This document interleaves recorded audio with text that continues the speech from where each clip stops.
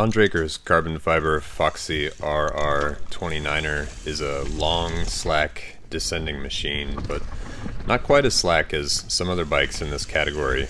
Given its 470mm reach, the 66-degree head tube angle works out nicely to pull the front wheel back a little bit, and makes for a surprisingly, I would say, more nimble bike than what you would expect from something this long.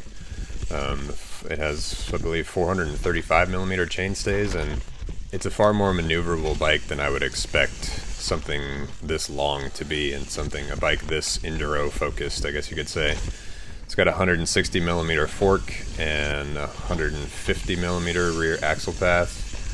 I mean, it's a fantastic build for racing enduro, riding similar rough natural trails. It's really going to do the job. This thing is built to slam through it, including the full Shimano XT drivetrain.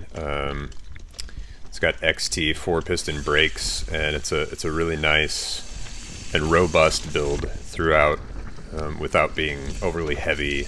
But it's also not covered in super light race parts. It's just a really reasonable build.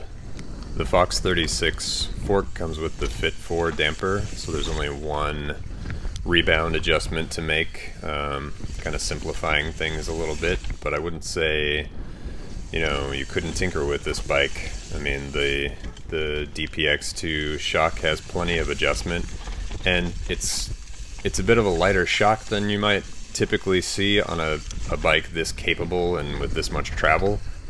However, I didn't experience any issues with the shock heating up or acting differently at the end of a descent than it was at the top. I mean, I think outside of everything but top level enduro racing, this shock is gonna be everything that most riders need.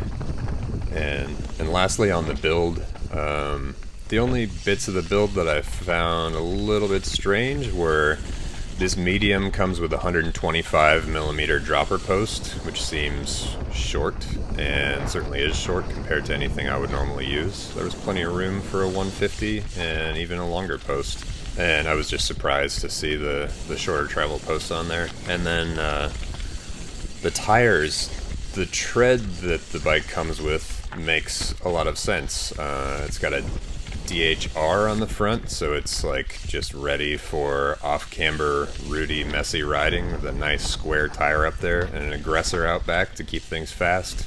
However, both tires come in the brand's EXO casing, which is arguably far too light for the capabilities of this bike, and even for any bike that would come with a DHR on the front, I just think that's something really set up for rough, rugged riding, which the EXO is not designed for. I think the bike really lends itself to a good set of downhill casings to push, or at least find where its limits are and where the rider's limits are.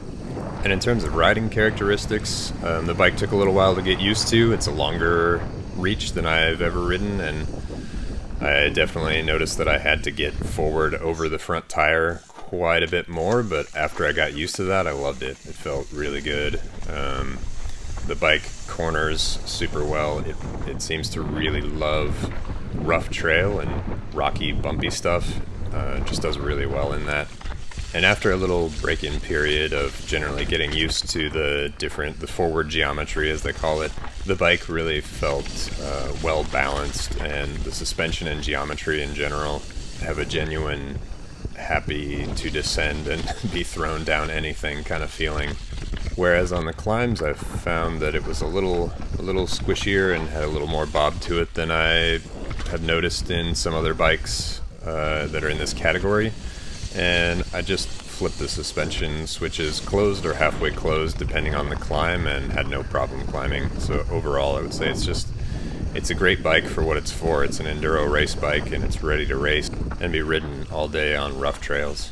For the full review, as well as loads of news, reviews, and podcasts on all things mountain bike, check it out on singletracks.com. Cheers.